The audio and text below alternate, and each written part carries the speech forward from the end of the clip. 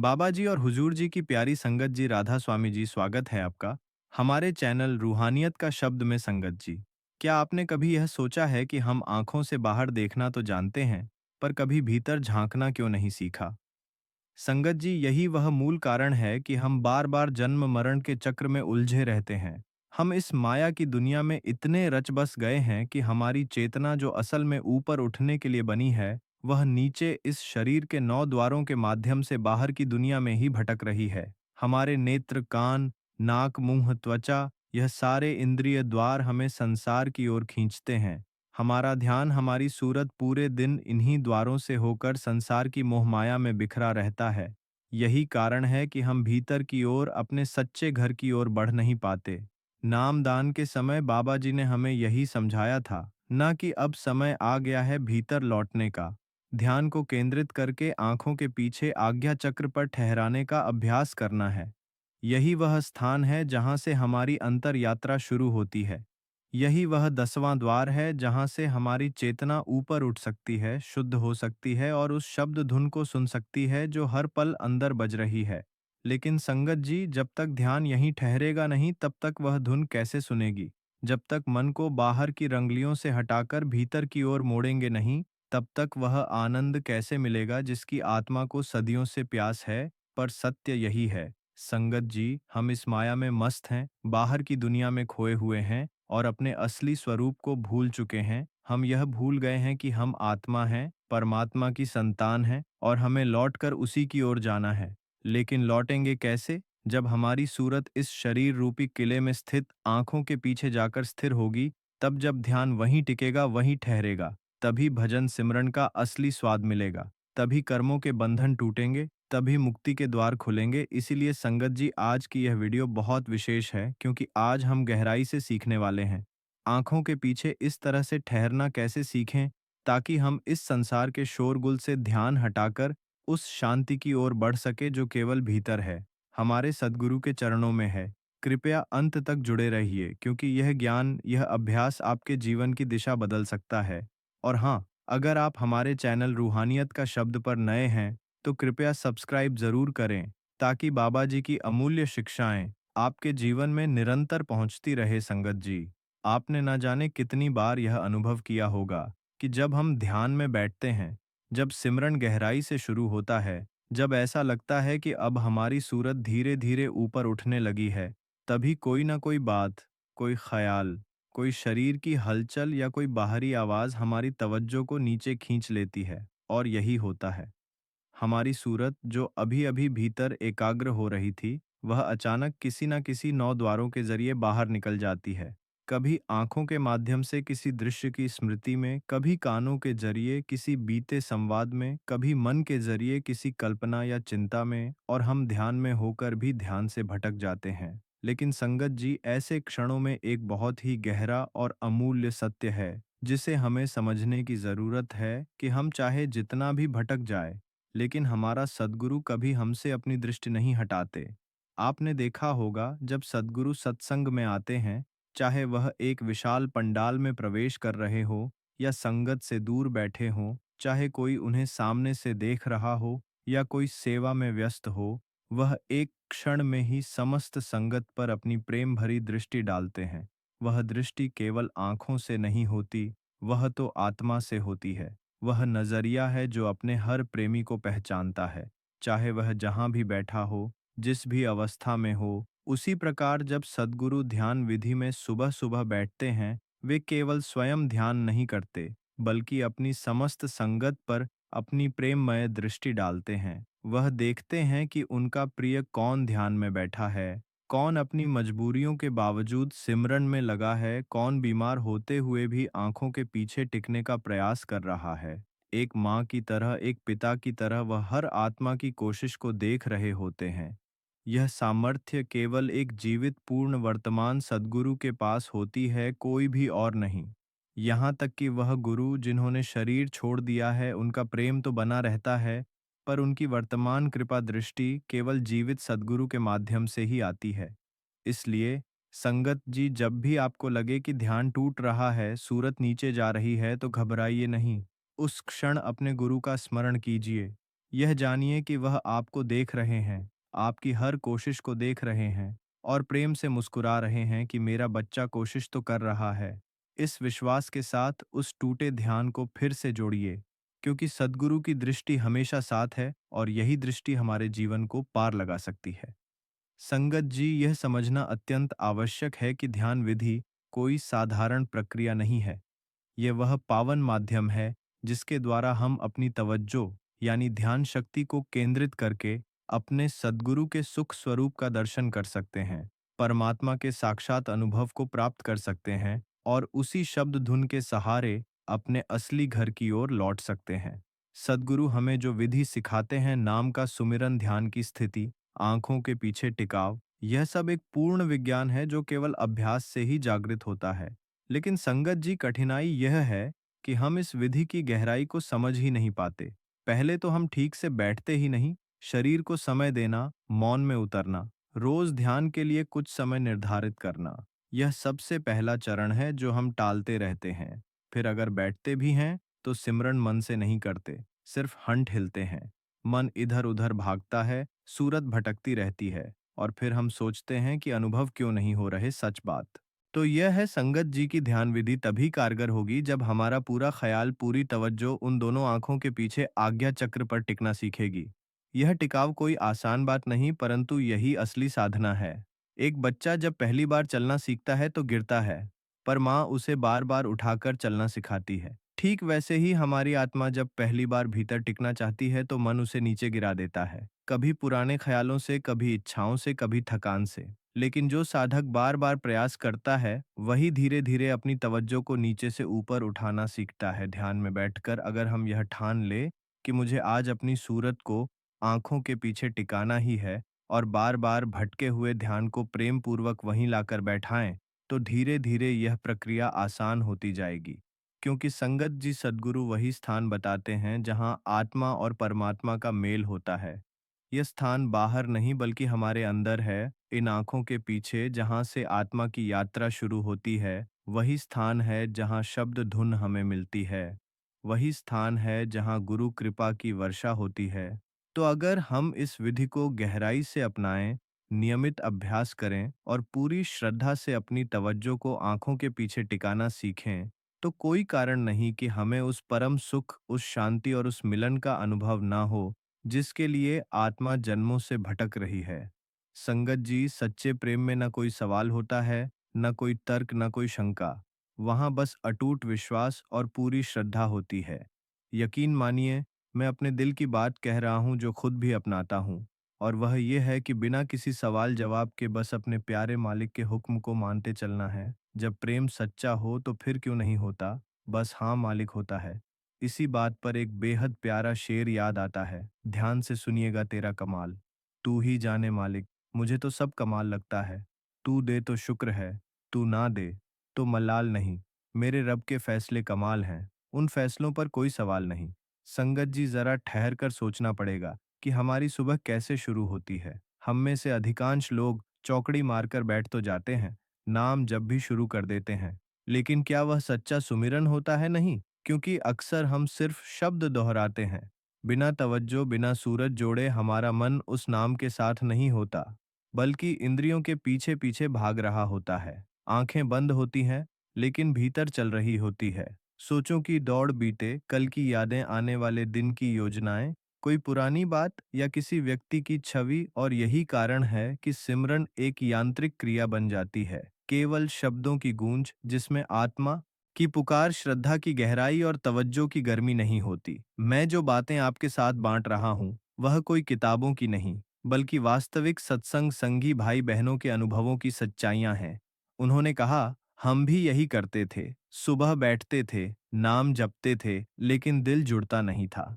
फिर जब सद्गुरु की कृपा से यह समझ आया कि सिमरन कोई केवल जप नहीं, बल्कि प्रेम से, तवज्जो से अपने मालिक की याद में डूबने की विधि है, तभी बदलाव आया। जब हमने शब्दों के साथ सूरत को जोड़ना शुरू किया, तब जाकर सच्ची अनुभूति हुई, भीतर की खामोशी मिली और ध्यान टिकने लगा। संगत जी, यह बात गांठ बांध लीजिए, सिमरन और भजन के सिवा कोई रास्ता नहीं है सद्गुरु को राजी करने का, परमात्मा से जुड़ने का, आत्मा को शांति देने का। यह कोई एक ऑप्शन नहीं, यही एकमात्र मार्ग है। और जब तक हम इस सिमरन में पारंगत नहीं होंगे, तब तक ध्यान विधि में स्थिरता और गहराई आ ही नहीं सकती। जैसे एक बच्चा पहले वर्णमाला सीखता है, फिर शब्द बनाता है, तब जाकर वाक्य समझने लगता है। वैसे ही सिमरन सही ढंग से करना ध्यान की पहली सीढ़ी है। अगर यही गलत है तो ऊपर कैसे चढ़ेंगे? इसलिए संगत जी, अगली बार जब आप सुबह ध्यान में बैठे, सिर्फ शब्द मत दोहराइए, अपने मन को पकड़िए, अपनी सूरत को शब्द में टिकाइए। यह अभ्यास कठिन हो सकता है, लेकिन यकीन मानिए, यही अभ्यास एक दिन आपको उस आनंद की ओर ले जाएगा जहां ना कोई दुख है, ना कोई चिंता, सिर्फ मालिक की उपस्थिति है और आत्मा की आजादी। संगत जी, आज के आधुनिक युग में हम सभी जानते हैं कि चाहे कोई व्यक्ति दुनिया के किसी भी कोने में हो, अमेरिका, जापान या अफ्रीका, यदि हमारे पास एक मोबाइल डिवाइस और नेटवर्क है तो हम उससे तुरंत जुड़ सकते हैं, उससे बात कर सकते हैं, उसकी आवाज़ सुन सकते हैं। अब सोचिए, जब इंसानी तकनीक इतनी सक्षम है तो फिर परमात्मा की बनाई विधि, सद्गुरु द्वारा दी गई ध्यान विधि कितनी अद्भुत और शक्तिशाली होगी। यह कोई साधारण अभ्यास नहीं, बल्कि एक दिव्य संप्रेषण का माध्यम है, जिसके द्वारा हमारे सद्गुरु, चाहे वह दुनिया के किसी भी स्थान पर हो, हमारे अंतर की पुकार को सुन सकते हैं, हमारी पीड़ा को जान सकते हैं और हमें वह सच्चा स्नेह, सहारा और समाधान दे सकते हैं जिसकी हमें आवश्यकता होती है। आपने शायद वह प्रसिद्ध कथा भी सुनी होगी। गुरु अर्जुन देव महाराज जी एक दिन ध्यान में बैठे थे। उसी समय उनका एक सेवक, जो काफी दूर किसी गांव में था, एक कुएं में गिर गया। सेवक संकट में था, मदद के लिए कोई नहीं था। लेकिन गुरु महाराज जी को अपने ध्यान में उस शिष्य की पीड़ा का अनुभव हुआ। वह वहां से उठे और तुरंत उस स्थान पर पहुंचे जहां वह सेवक गिरा था। उसे न केवल बाहर निकाला, बल्कि उसकी रक्षा भी की। संगत जी, यह कोई मनगढ़ंत कथा नहीं, यह उस सच्चे संबंध की झलक है जो शिष्य और सद्गुरु के बीच ध्यान के माध्यम से बनता है। मैं यह कथा केवल इसलिए साझा कर रहा हूँ ताकि हमारे भीतर एक विश्वास पैदा हो कि जब हम ध्यान में बैठते हैं, जब हम अपनी सूरत और तवज्जो को शब्द में टिकाते हैं, तो हमारा सद्गुरु सिर्फ हमें देख ही नहीं रहा होता, बल्कि हमारी भीतर की पुकार को सुन भी रहा होता है। जैसे एक माँ अपने बच्चे की आहट पहचानती है, वैसे ही सद्गुरु हमारे मन के कंपन भी पहचान लेते हैं।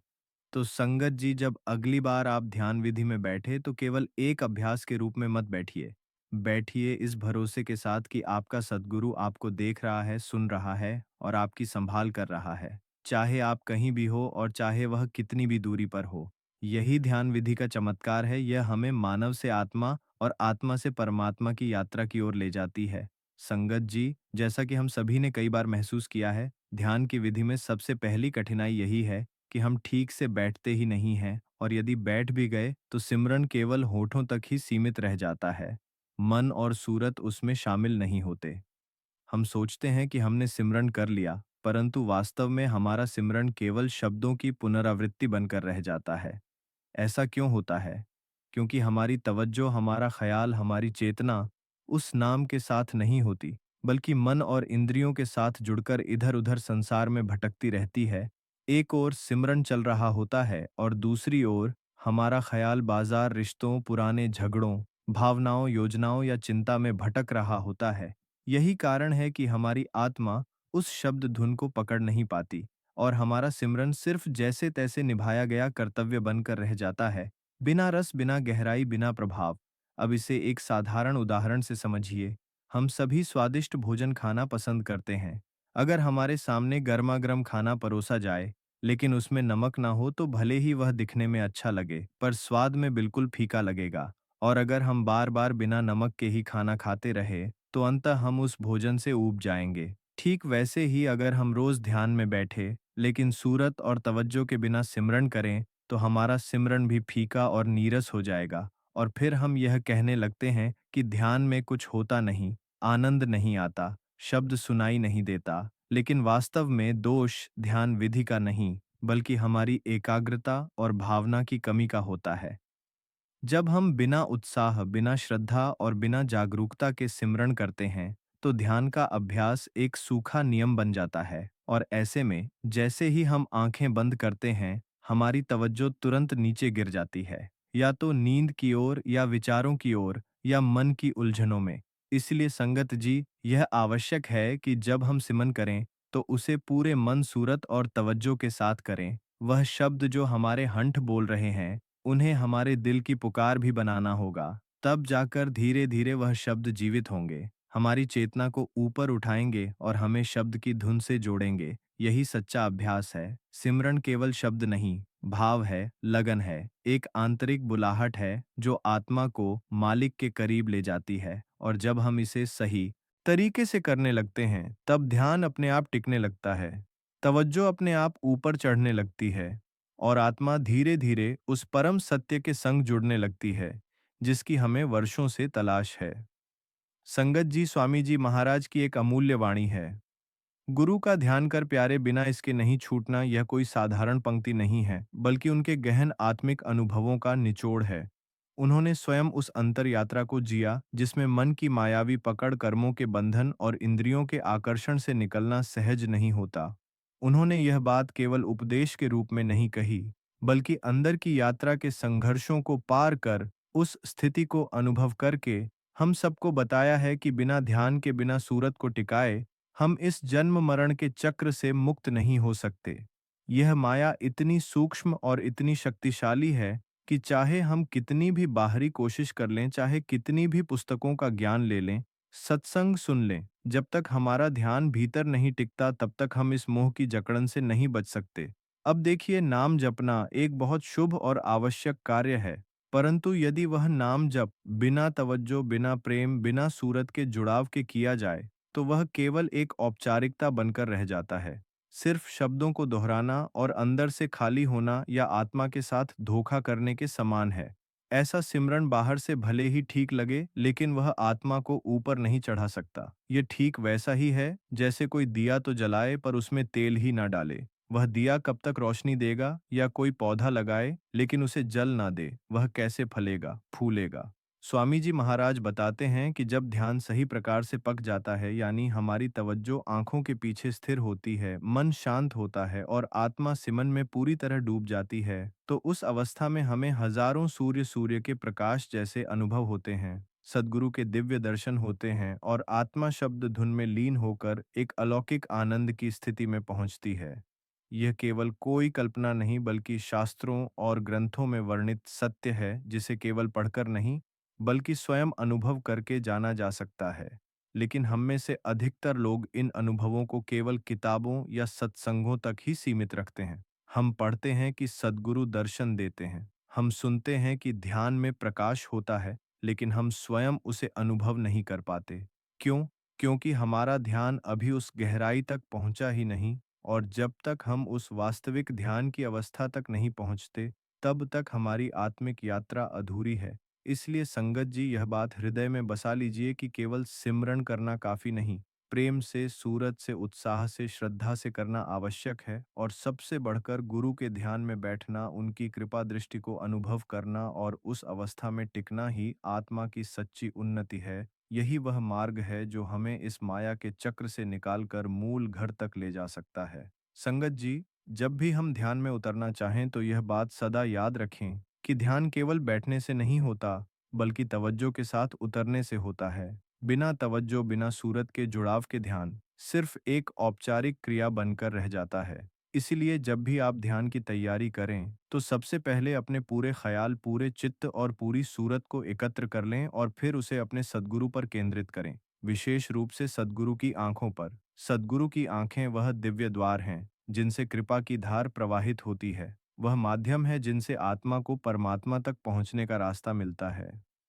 हम में से बहुत लोग कहते हैं कि परमात्मा को कैसे देखें? हमने तो देखा नहीं, हम जानते नहीं वह कौन है। यह बात सच है। परमात्मा एक अमूर्त सत्ता है जिसकी कल्पना कर पाना भी कठिन है। लेकिन संगत जी, जब एक छोटा बच्चा कुछ नहीं जानता तो वह अपने माता पिता के कहे पर विश्वास करता है। उसी प्रकार हमारे जीवन में सद्गुरु वही भूमिका निभाते हैं जो आत्मा को उसका सच्चा मूल समझाते हैं, परमात्मा के स्वरूप को बताते हैं और वहां तक पहुंचने की विधि और रास्ता दिखाते हैं। इसलिए जब तक हम परमात्मा को ना जाने ना देखें, तब तक उसके प्रतिनिधि हमारे सद्गुरु का ध्यान करना ही हमारा सबसे सच्चा और सीधा मार्ग है। और ध्यान की शुरुआत कहाँ से हो? सद्गुरु की आंखों से, क्योंकि वह आंखें केवल बाहर की नहीं होती, वह अंतर की राहें भी खोलती हैं। जब हम पूरी तवज्जो से उनकी आंखों में खोते हैं, तो हमारी सूरत इधर-उधर भटकती नहीं, नीचे की ओर नहीं गिरती, वह टिकना सीखती है। उस टिकाव में ही आत्मा को ध्यान पकड़ में आता है और वही ध्यान धीरे-धीरे हमें ऊपर उठाता है, शब्द से जोड़ता है और फिर एक दिन ऐसा आता है जब हम सत्य को केवल सुनते नहीं स्वयं अनुभव करते हैं। इसलिए संगत जी, अगर सच्चा प्रेमपन पाना है तो सद्गुरु से प्रेम बढ़ाइए, और सद्गुरु से प्रेम बढ़ाने का सीधा अर्थ है उनके नाम पर, उनकी वाणी पर, उनके वचनों पर, उनके बताए हुए मार्ग पर पूर्ण विश्वास करना। जब विश्वास होता है तब समर्पण होता है, और जब समर्पण होता है तब ध्यान सच्चा होता है। ध्यान वहीं से फलना शुरू होता है जहां तवज्जो, प्रेम और विश्वास तीनों एक होकर सद्गुरु की आंखों में ठहर जाते हैं। संगत जी, गुरु नानक देव जी ने जो वाणी हमें दी है वह केवल शब्द नहीं बल्कि परम सत्य का साक्षात ज्ञान है। वे स्पष्ट कहते हैं, वह नाम सच है, वह हरि सच है, उसकी जो शरण है वह भी सच है, और गुरु का शब्द वह भी अक्षुण्ण सत्य है।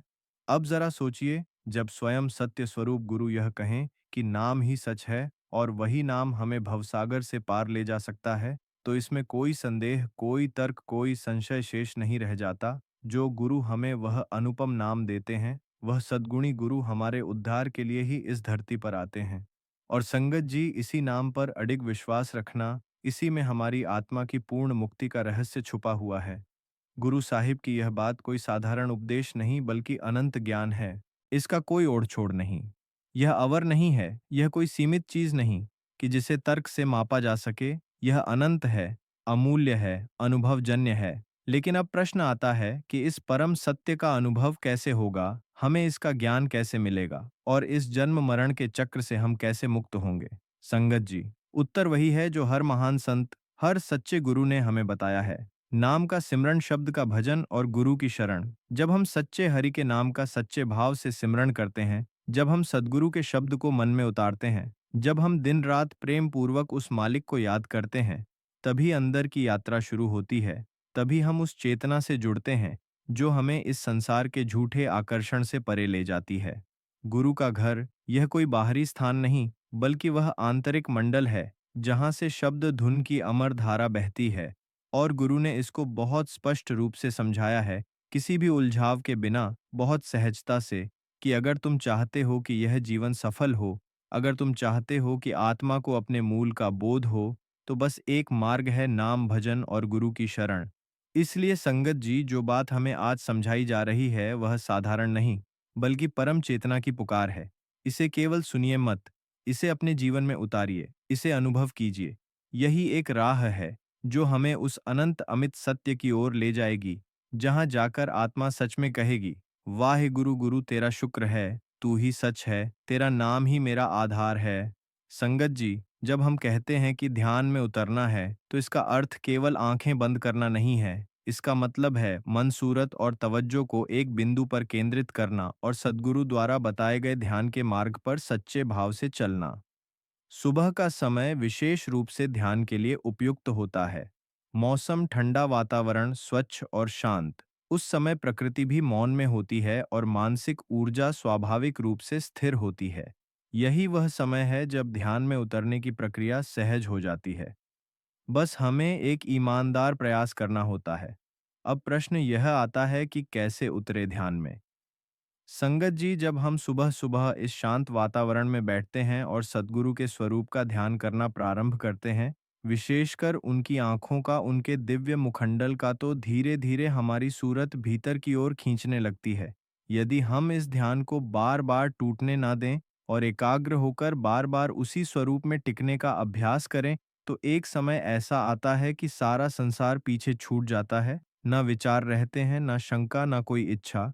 बस वह एक स्वरूप रह जाता है जिसमें आत्मा इतनी लीन हो जाती है कि उससे ध्यान हटाना असंभव हो जाता है। इसी अवस्था में फिर प्रकाश के दर्शन प्रारंभ होते हैं। सबसे पहले कई साधकों को आंखों के पीछे हल्का नीला, सफेद या सुनहरा प्रकाश दिखाई देता है, जैसे कोई दीपक भीतर जल उठा हो। किसी किसी को पहले ही चरण में शब्द धुन की झलक भी मिलती है, परंतु अधिकांश साधकों को पहले प्रकाश का अनुभव होता है, क्योंकि आंखों की ज्योति स्वयं प्रकाश की ओर आकर्षित होती है।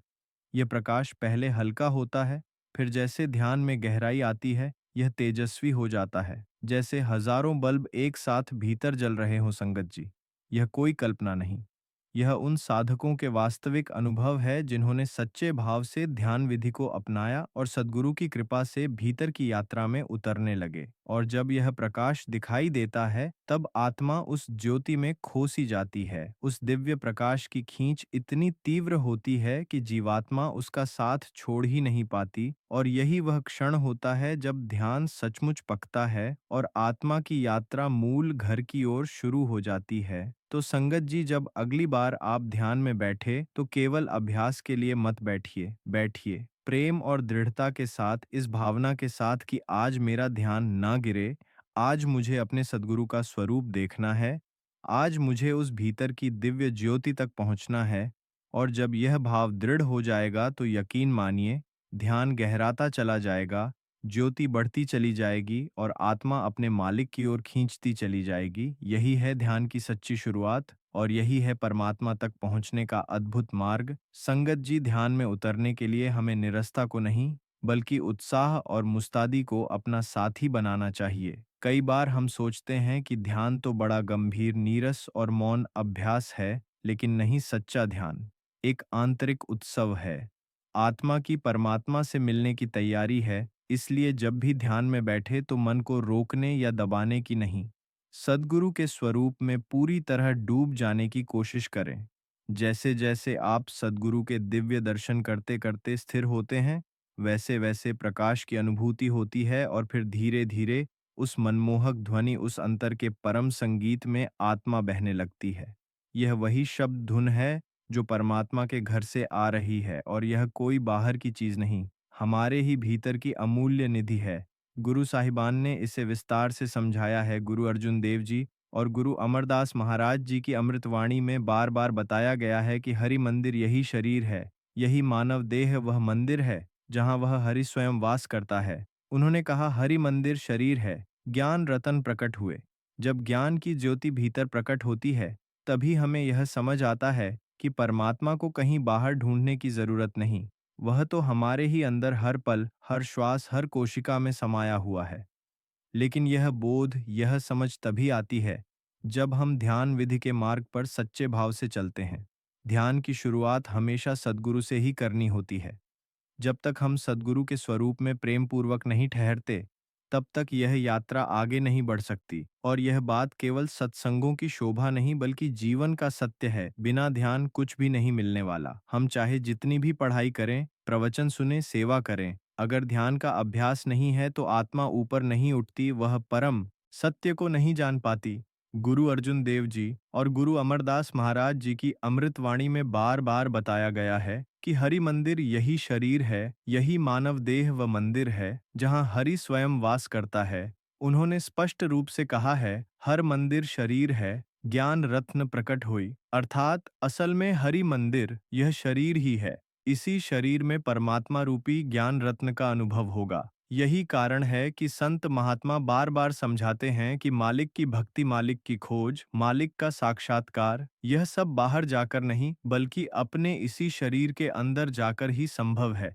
समस्त सृष्टि में हर जीवात्मा में परमात्मा की झलक है, परंतु यह अनुभव तभी होगा जब हम ध्यान के माध्यम से भीतर झांकेंगे, भीतर ठहरेंगे। यह कोई साधारण बात नहीं, यह ऊंची भक्ति है जो केवल ध्यान विधि के द्वारा ही समझी जा सकती है।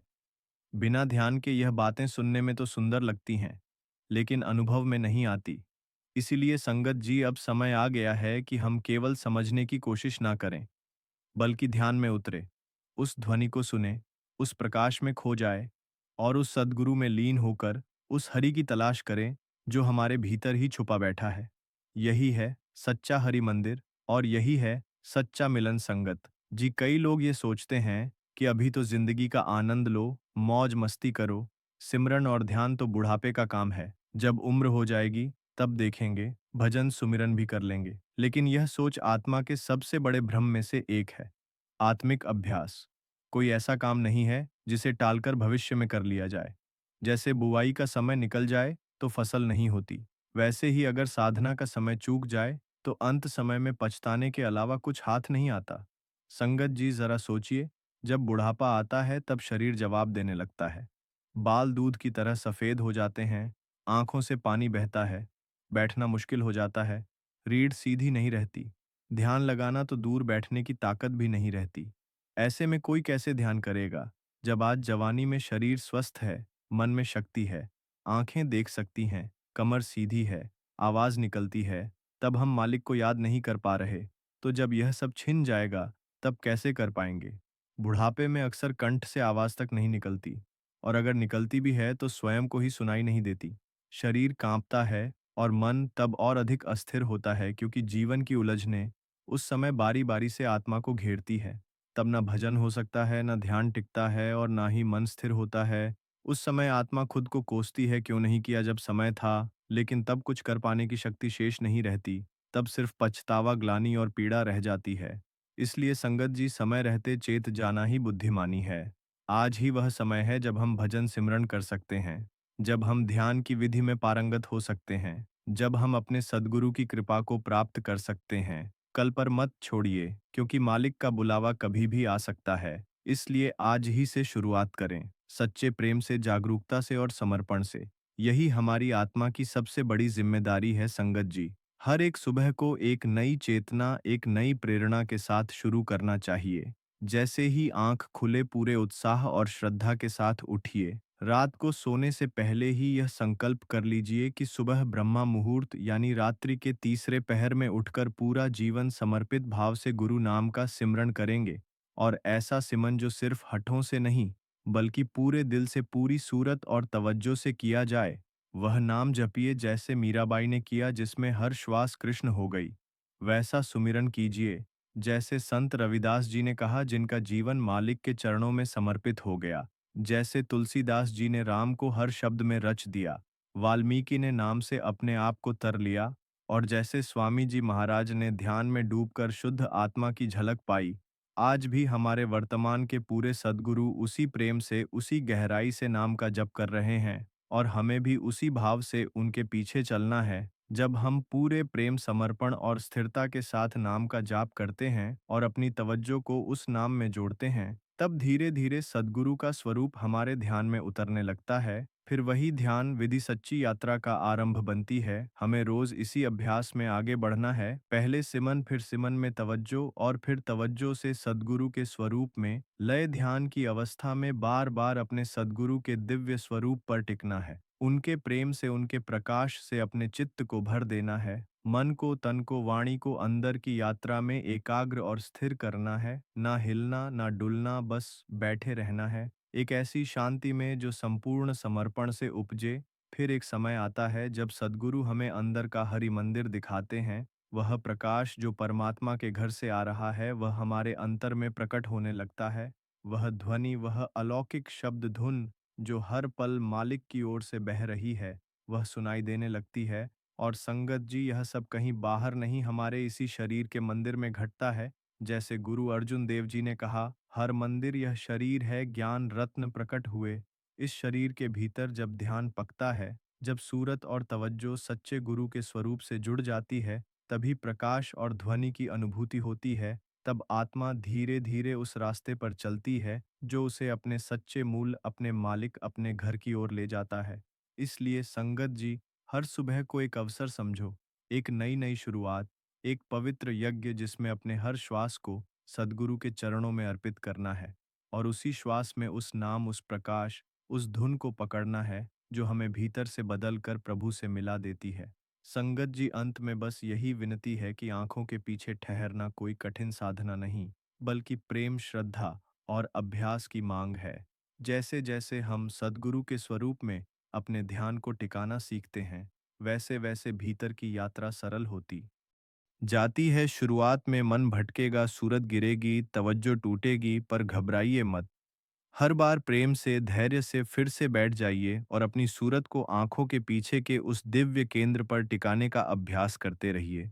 वहीं से प्रकाश झलकेगा, शब्द धुन सुनाई देगी और आत्मा अपने मालिक की ओर उड़ान भरेगी। यही है सच्चा भजन, सच्चा ध्यान और सच्चा मिलन। आज से ही ठहरना शुरू कीजिए, उसी अंतर्दृष्टि पर, उसी बिंदु पर जहां से मालिक की झलक मिलती है और जहां से आत्मा मुक्त होती है। संगत जी, अगर ये वीडियो आपके दिल को छू गया हो, अगर हमारी बातों में आपको सच्चाई और सुकून महसूस हुआ हो, तो करबद्ध विनती है, इसे किसी एक संत संगी तक अवश्य पहुंचाइए। मान लीजिए आपने इसे किसी को भेजा और उस प्यारे ने इस सत्संग को ध्यान से सुना, तो यकीन मानिए वह अवश्य कुछ क्षण के लिए ही सही भजन सिमरन में बैठ जाएगा। और संगत जी, जब कोई आत्मा भजन में बैठती है, भले ही केवल 10 मिनट के लिए क्यों ना हो, तो बाबा जी की अपार दया उस पर भी बरसती है और आप पर भी, जिसने यह माध्यम बनाया। क्यों? क्योंकि आपने सत्संग भेजा, सत्संग पहुंचा, आत्मा ने सुना और ध्यान की ओर बढ़ चला।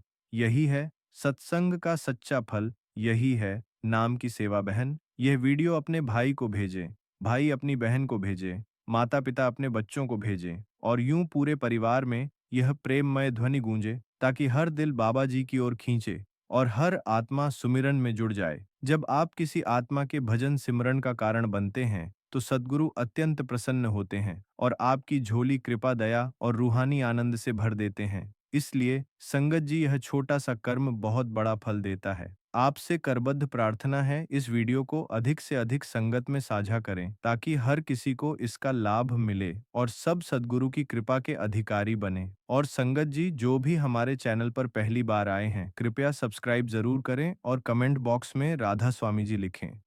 साथ ही अपने शहर का नाम और बाबा जी या हुजूर जी का नाम लेकर पूरे प्रेम और श्रद्धा से परिवार में जुड़ जाए।